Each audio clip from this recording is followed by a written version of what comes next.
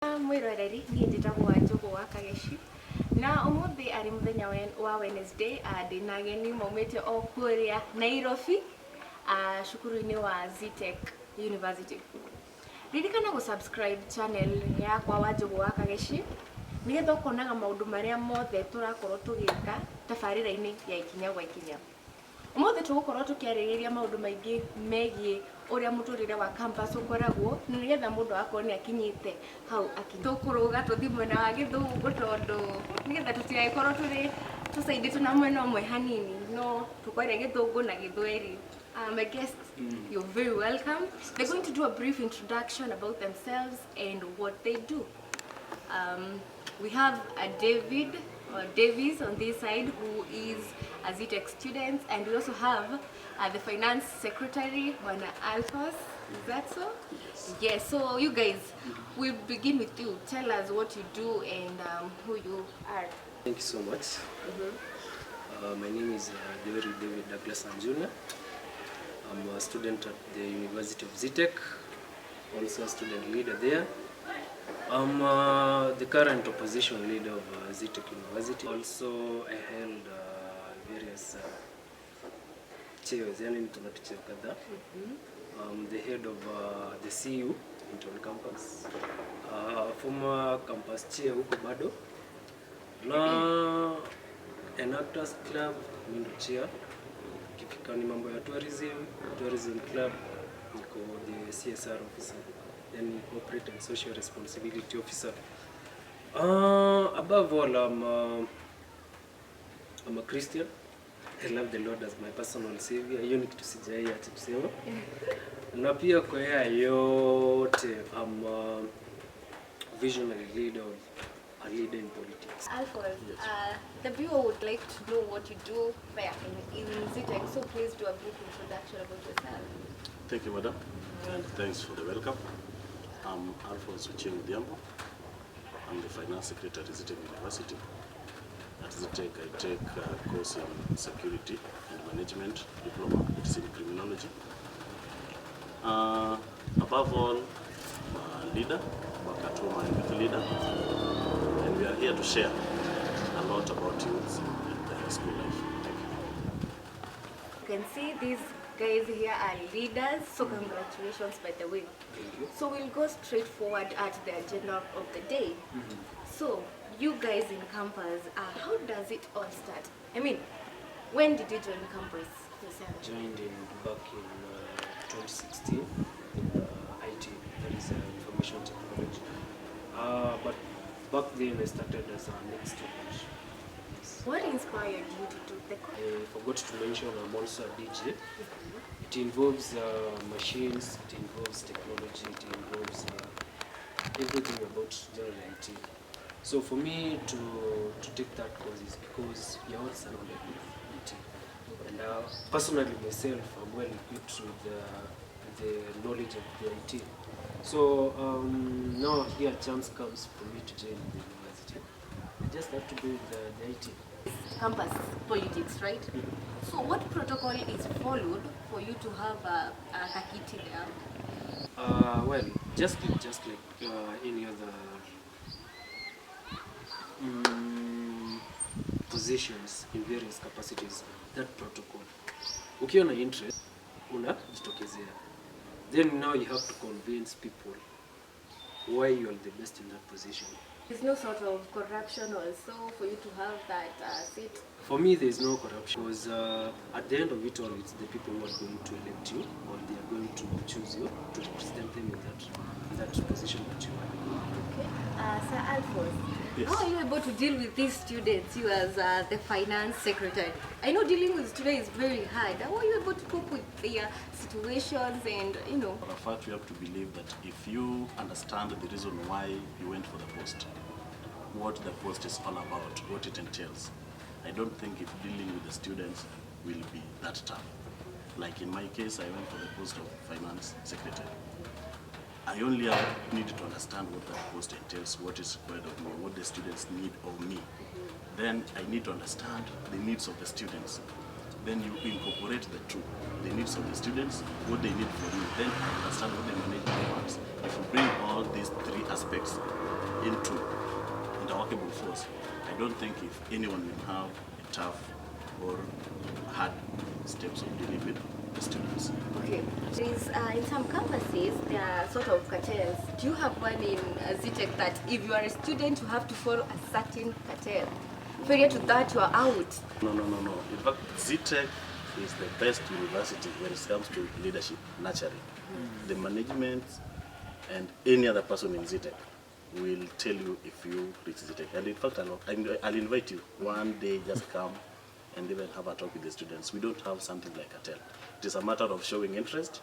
You let the students know that I'm the best. You sell your policies as per what you want to achieve or as per what you want to do to the students. Then you just excel.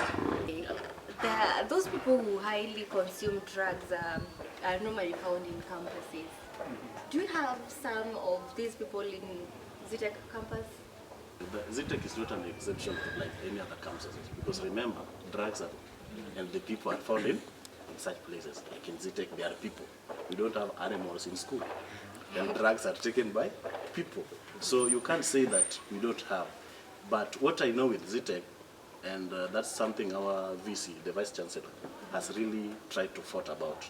He has really worked on it, and it has been reduced to a manageable level. It is there, but yes, it has been reduced to a manageable level.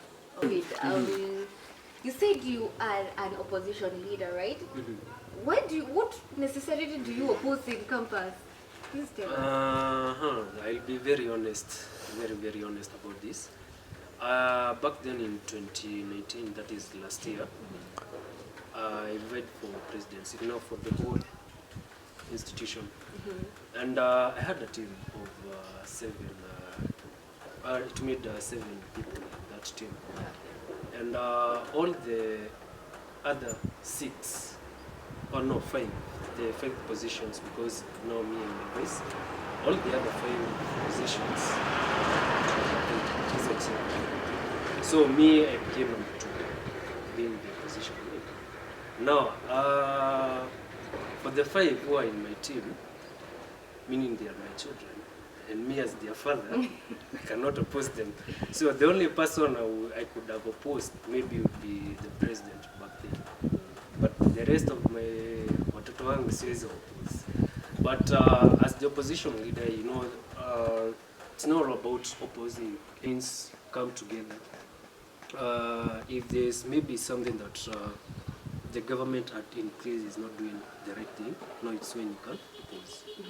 But you see, we have had this notion or perspective that an opposition leader lazima una create chaos, nini.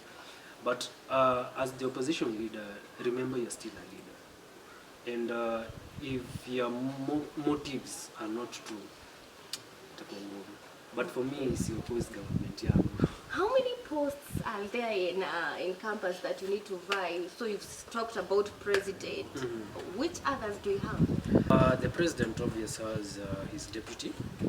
Those are 2 positions already. Then we have the secretary general. We have the finance secretary. We have the academic secretary. We have sports and entertainment secretary. And we have the social welfare secretary.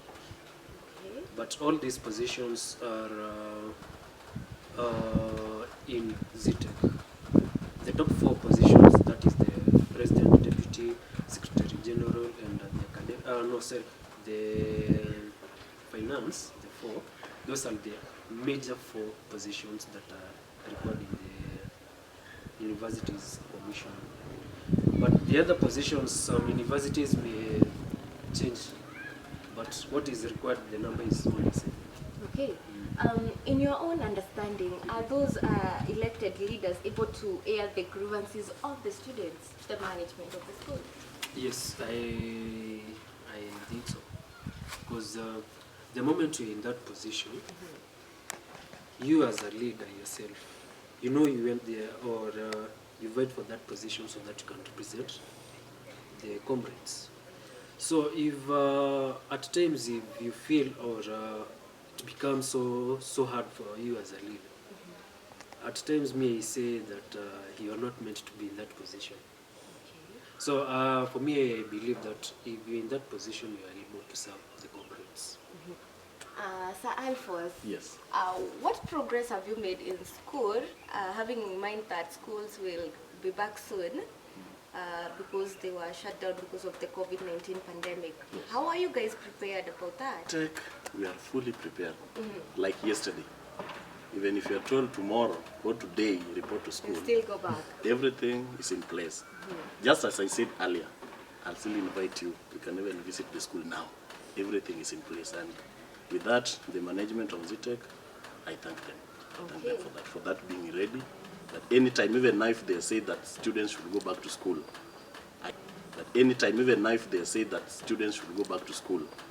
I assure you, prepared. everything is intact. Everything is in Davis, place. you as a student, are you ready to go back to school? Yes, I actually I didn't mention that recently I was appointed to be in the COVID-19 response committee. Wow. So it means that so it means even for myself as a student, we are much ready kurudi shule. ZTech wamefuata all the guidelines za Ministry of Health. Nimekuwa huko kufanya some inspection and hearing. Hata tukiambiwa sahi as Alphonse say, tutarudi tu. In ZTech, you choose a course like, do you offer Mascom there? Yes. So Mascom has several units, right? Do you have to specialize in one, let's say anchoring peke yake, and you don't do the rest? What do you do? If a course has lots of units in it. You know, normally when you start, let's say you start with the certificate, you have to do the whole thing. So as you progress, maybe if you reach the degree level, from there you can specialize. Yeah. Which is the main grade for you to join ZTech University? The main grade normally depends with the course you want to do. Yeah, you can't do, let's say... Like now, let's say Davis 18. Which grade do you have to attain so that you can do the course in degree level? And the degree level is C+. So you also specialize in criminology, right? Yeah. What inspired you to take that course, or what was the inspiration behind you joining that course? My inspiration, I think, came a while back when I was still in primary school. Yeah, I used to try to know if, like you, I want to know what are you doing at your free time, like an investigative sort of. So when I was growing up, then I went to secondary school. Then after secondary school, the first job I landed in was a security job. I worked as a guard. So that one motivated me. So being in that field of security, so I decided to take a security course. And also I wanted to understand, you know, like criminologists, we try to understand why do people commit crime. I wanted to understand much more about crime. And it's a nice course. It's a nice course, and I see it's doing well with me. And I believe if we come together as criminologists and we sit down and share these ideas, we shape up everything, and we give the government the directive, a good direction on what they should do. I'm telling you that, yes, we can't finish crime, but it will be brought to a manageable level. You know, if something is at a manageable level, then it is as well as good. Davis, which is the dressing code of ZTech University? What are you supposed to wear? You have reminded me, at some time back we had that issue of dress code. But at ZTech, dress code is smart. First impression that you give to someone tells a lot. And at ZTech, as a university, you have implemented the dress code of where students wear neatly, where they wear smart, they wear like they are ready for the job market. This is because sometimes back the students, when you want to maybe attachments, unaenda unapata mtu ni ofisi amevaa brackets nini. So that employer alikuwa anapiga simu shule and anauliza nani amu tutumia. So the university management came up with the dress code whereby at ZTech we do not wear raggeds, we do not wear dreadlocks. Madam, yes. To the ladies, kuna hizi mapini. So at ZTech we just wear neat. Goodness gracious.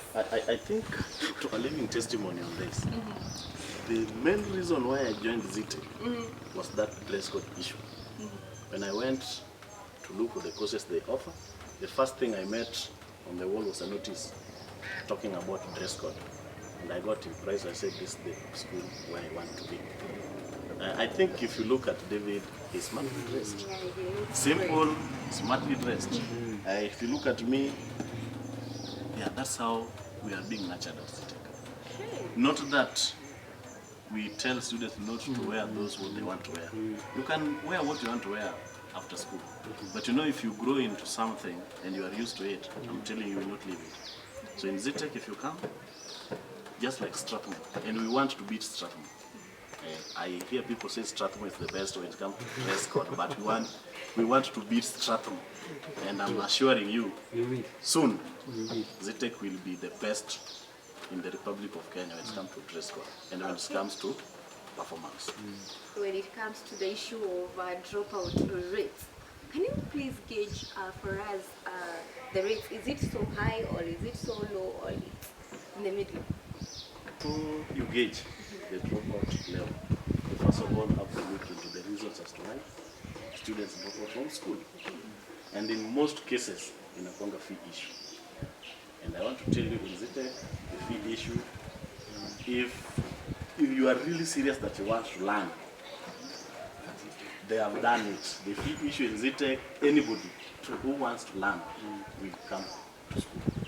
Unless you don't want to learn, then you will drop out from school. Students' IDs, Yes. they save them at the gate. Currently, we are working on that. The school is working on that. The machine for the swiping, so that if you come just swipe and enter. But as at now, we have a security team at the gate, well trained. They know everything. They know what they're supposed to do. They check on the cards. We have also customer care just right at the gate. There's a problem with the card. Namalizia hapo before the students enter the school. So it is well planned. How to handle crisis if, let's say, a certain time crisis zikuje? How are you able to handle them?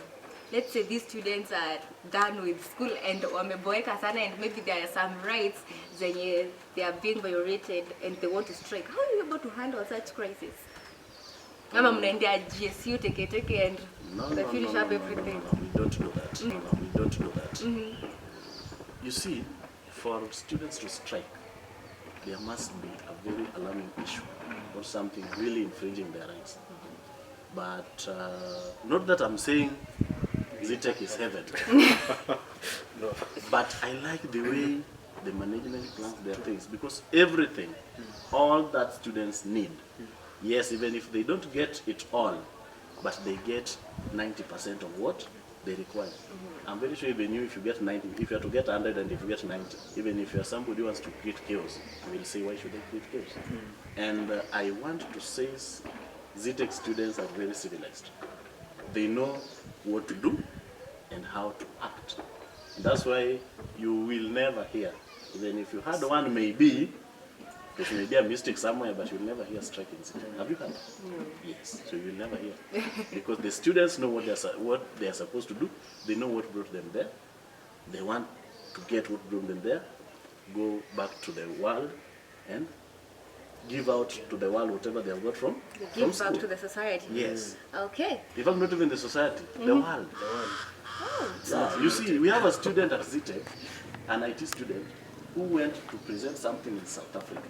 And he ended up being employed in South Africa. So that is not, this is the world. Yeah, so ZTech is not a small place just for the society. You get things which are good for the world. Okay. First of all, yes, as a leader you always face challenges, but it will all depend on how you are going to overcome those challenges. Like my Alphonse said, as a student, we always be ready to see like Kenya wamekuitisha lazima upatie. So first of all, as a leader, to tackle that challenge, ni vile utajihusisha aje na the comrades. So the other issue will be on maybe students wameletana juu, maybe na mtu fulani. As a leader you have to mediate these people. So if you are not hausikizani itakuwa ngumu kwako. The other challenge as a leader utaface intimidation, utaface mockery, utaface yani tu mtu anaweza quit for no reason. But as a leader, me as a person, nimezoea hizi vitu ni tu niza huku chini chini, hizo huwa zinishtui. Guys are leaders, right? And there is the current trend of the Kenyan politics currently. What is happening? What's your take on what is happening around? First of all, that question, it has been burning me a lot. Because Definitely, yeah. Because for me as a youth leader, you are seeing that the youths are greatly the ones who are affected. The reason as to why I'm saying this is because I will give an example. When the corona was announced that it is in Kenya, the Minister of Health, and that is you see a lot of contradiction. The Minister of Health would say that the youths mjichunge, mwenye ndo msiende sijui nyumbani, you take care of your nini, and so and so on. So the youths walikuwa wanatakiwa sana msifanye hivi na hivi na hivi. But angalia nani wameanza political gatherings. Walianza political gatherings Mazai. So for me the youths actually right now what I'm saying is that you have to mobilize, you have to liberate, and you have to empower the youths. Because a saying in Kikuyu it says like in a government where there is no youths, definitely that government is iko chini, acha tu niseme hivi. Do they take on the same issue? The national politics? Yeah. Okay, to me I think I'm not a politician, but what I can say, one, our politicians are not honest. Two, they are not sincere. Three, they are greedy. They are greedy. You see, I was surprised. Our politicians are now like this motion that was brought up by the CJ about the dissolution of the parliament. You see, they are very much annoyed. Why do you think they are very much annoyed? If you know what you are doing is right, what you are doing was good, and today somebody comes and tells me, Alphonse, you are not going to be the finance manager or finance secretary of Ziti. Because I knew what I did was right, I'll just have to step up down peacefully. But if you see the way they are trying to defend their seats through that motion, They are fighting their way tells in. you a lot. We don't have honest politicians, and that's why they take advantage of the youths. Most of the times because of their greed, because they are not honest, because they are not sincere. I've never had none standing in that parliament fighting for the youths. Even somebody saying that today, if this and this is not going to happen because the youth should get this, I will resign. Nobody has ever sacrificed for the youth. But they want the youth to sacrifice for them when they want what they want. So it is also a challenge for us as youths. We should know what we want. The problem we youths, we don't know what we want. Okay, what advice would you give to the youth then? One, as youths, we should, each and every person, not collectively, each and every person, you, me, David, each and every person, first of all, ask yourself, know who you are, know what you want in life, know how you can get what you want in life. Then I'm telling you, each and every person will understand him or herself. You will not find somebody coming and telling you that we go and riot because so and so is not doing this. You will not find the youth in these nonsensical rallies doing round the country. The only thing we don't understand ourselves. You see, at times it pity me to see a youth wearing somebody's t-shirt and saying I'm for this person. Yet in the real sense, there's nothing good this person is getting from this person. Maybe that particular time, alipewa sultana. Then after ask yourself, after sultana, what next?